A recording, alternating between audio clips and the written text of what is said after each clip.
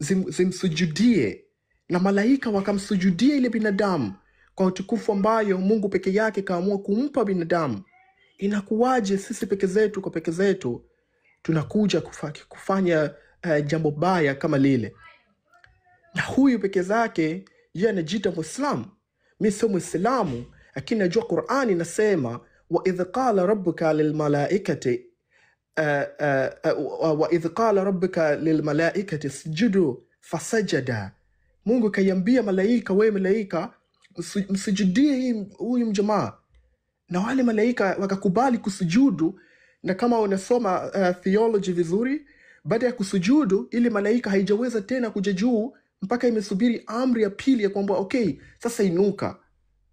Kwa nini tunaruhusu hii jambo mbaya kama hii itokezee tena? Hivyo basi, hii jambo tunaiweka wazi. Tuko na mfumo wa malipo ya watu wa serikali. BOT tunaomba mweleze pamoja na hazina, mweleze nini inaendelea kwa mifumo yenu. Kama ikiwa hii story haitakuwa inawekwa wazi, tutaiparalize hii nchi hata kabla hiyo ya tarehe 9, kwa sababu subira inanishinda sana. Tutarajie waseme kitu ndani ya kesho na kesho kutwa, wakiri nini hasa iko hiyo inaendelea, kwa sababu haiwezekani kwa njia yoyote ile tunaweza kuziacha hizi mambo ziendelee hivi. Naomba kurejea elimu ndogo sana ambayo itachukua dakika moja. Kwa mujibu ya taaluma ya kisiasa na wasomi wa kisiasa wakubwa duniani ambayo wako na elimu ya mambo ya politics na vipi nchi na serikali huwa zinaangushwa, wameandika kwamba njia ambazo zinaweza kuzitoa madarakani kwa serikali ni njia 3 tu, ambayo ya kwanza inaitwa political paralysis, ya pili inaitwa administrative paralysis, na ya 3 public resistance paralysis. Naomba ndugu yangu munisikilize kwamba hakuna tena njia yoyote ya kisiasa inaweza kutumika kwa Tanzania iwalete haki, kwa sababu politicians, wanasiasa ya Tanzania wengi, hata kama unaona wako kwa chama nyingine, wale ni watu wa CCM, wanavishwa uniform za chama nyingine.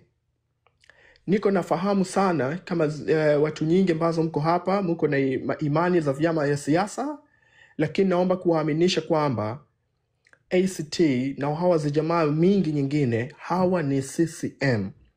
Kwa maana yangu ni kwamba hata kama itawekwa bunge ya katiba kwa wanasiasa hawa, hata kama itaitwa tume ya kubadilisha katiba kupitia wanasiasa hawa, itakuja katiba ambayo itakuwa mbaya zaidi kuliko hii ambayo tuko nayo. Ni bora tubakiwe na katiba hii ikiwa CCM iko madarakani, au tukue tumeiua hii CCM, na kabla ya kuja mchakato mpya ya katiba tukue tumefanya maandamano ya kuitaka serikali iwape hukumu ya kifo wale yote ilihusika na mauaji ambayo yamefanyika tarehe 29 Oktoba mwaka huu. Njia ya kuidondosha serikali kwa political paralysis, ndugu zangu, haiwezekani tena kwa nchi ya Tanzania. Hizi mambo ya political paralysis inawezekana kwa nchi ya Europe ama Amerika. Political paralysis, ikiwa mtu bado haujajua nini maana yake, ni pale tu vyama vikubwa vya siasa katika ile nchi zikuwe hazijakubaliana na zikuwe na argument kubwa kwenye bunge na kwenye mahakama.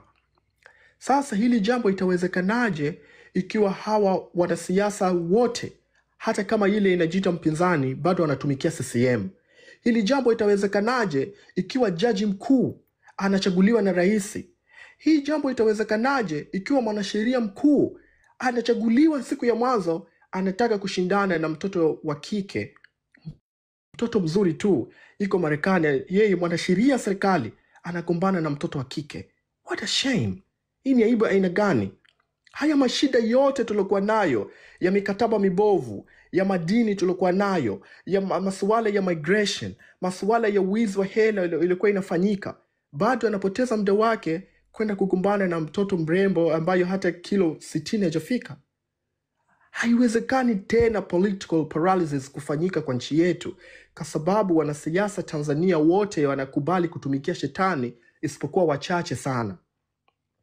Na wale wachache sana ambayo tayari inajulikana kwamba ni watu wa kweli, zote zimewekwa kwa majela na nyingine zimeuliwa na nyingine zimetekwa. Kama unaona kina Humphrey Polepole, kina Professor Assad, kina Honorable Tundu Antipas Lissu, hawa majamaa at least wanaonekana ni wanasiasa ambao wanaweza wakasababisha political paralysis kwa nchi yetu, na wote tayari wanauliwa. Njia ya pili ambayo inatumika kutondosha serikali inaitwa administrative paralysis, na hii naomba sana kueleza maana yake kwa uzuri.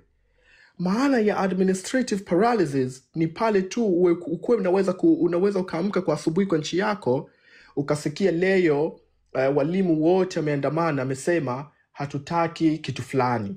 Usikie madaktari pamoja na wafanyakazi wa ikulu pamoja na mapolisi wanaandamana, wanampinga rais.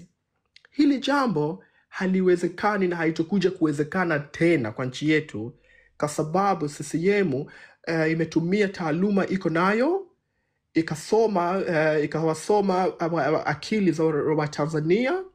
Badala yake alichofanya kwa ajili tu ya kuepusha hii administrative paralysis isijekuwa inatokea, wakaweka kila mtu ilikuwa tu iwajiriwe uwe CCM. Na kwa ile certificate yako ionyeshe wewe ni CCM. Kigezo cha pili, ukuwe primitive. Ukiwa CCM na primitive, uko na guarantee ya kupata kazi ya afisa polisi. Ukiwa CCM na ukiwa primitive, upo na guarantee ya kuajiriwa kwa jeshi. Ukiwa primitive na ukiwa CCM, uko na guarantee ya kuwa mwalimu ya school ya government. Ukiwa CCM na ukiwa primitive, uko na guarantee ya kuwekwa wewe kuwa UV CCM.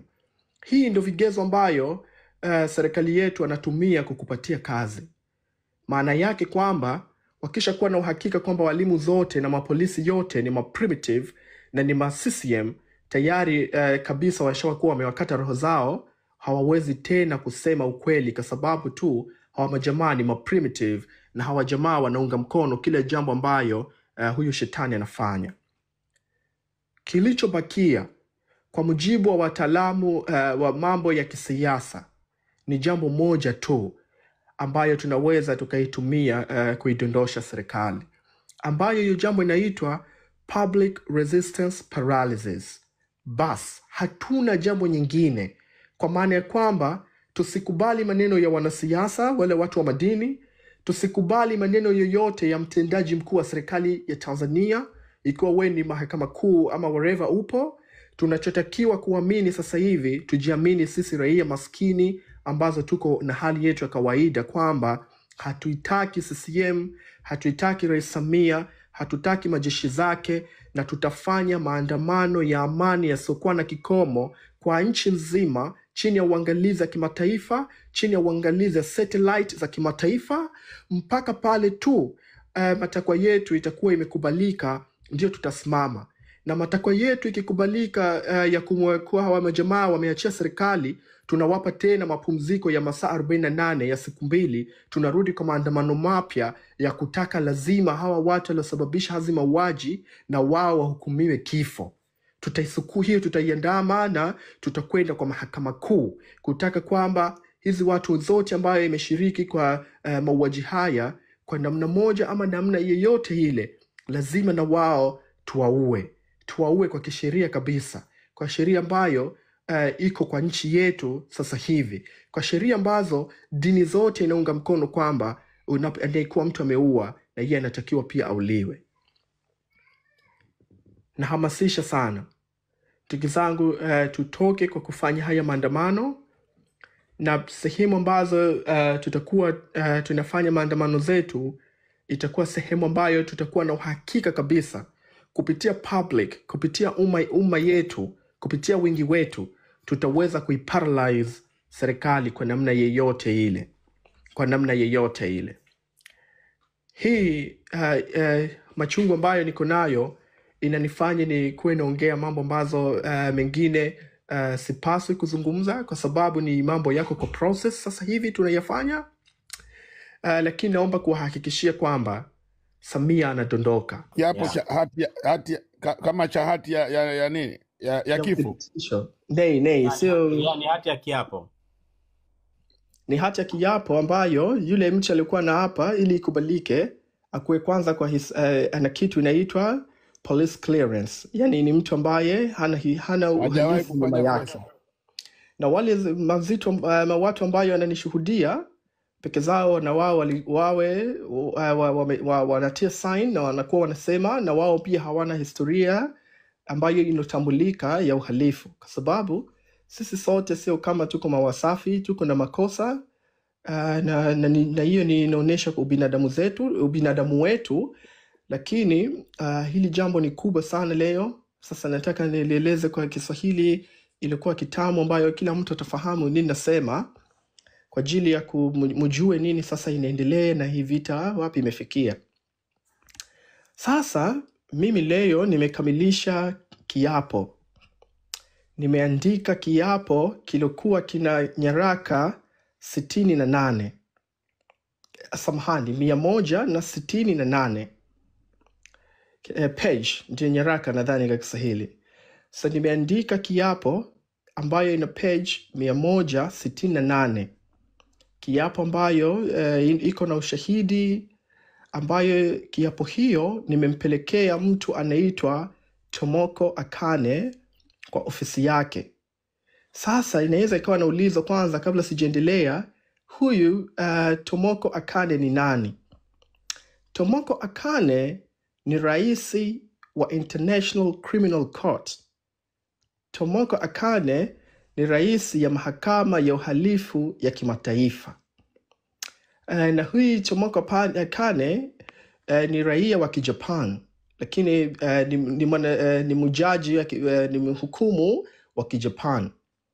Sasa huyu mama Tomoko Akane March 2024 alichaguliwa kuwa rais wa mahakama ya uhalifu ya kimataifa kwa miaka 3, kutoka 2024 mpaka 2027. Huyu ndio rais wa mahakama ya International Criminal Court kwa hivi sasa. Na kwa ufupi tu ili niweze kwenda kwa point, kabla huyu mama hajakuwa rais pale, bado nyuma yake alikuwa ni judge, alikuwa ni mhakimu, kafanya kazi kama hakimu ya mahakama ya ICC tangu mwaka 2018. Alikuwa ni judge ambaye anaheshimika, judge ambaye ana reputation nzuri na kafanya makesi makubwa, huyu mama Tomoko. Lakini kabla ya hapo alikuwa pia huyu mama ni DPP wa nchi ya Japan.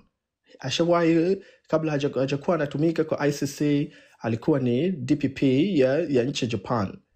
Ako na degrees nyingi tu za mambo ya sheria ambazo akachukua nchini Japan, na degrees zake nyingine. So nadhani historia fupi yake nimekuwa naweza kupatia mpate hii kidogo background na mjue nini hasa nazungumza. Sasa ndugu yangu,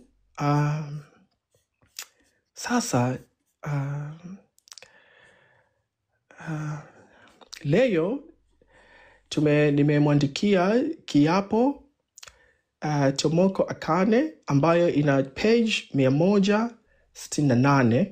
Nimeapa kwamba nipo na ushahidi mkubwa sana, ambayo mshahidi una vielelezo vimethibitika kwa taasisi nyingi na nitawatajia hapa.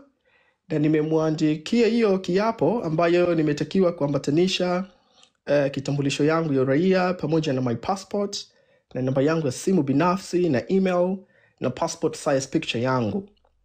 Nimemwambia kwamba nipo tayari kusimama kwa mahakama ya ICC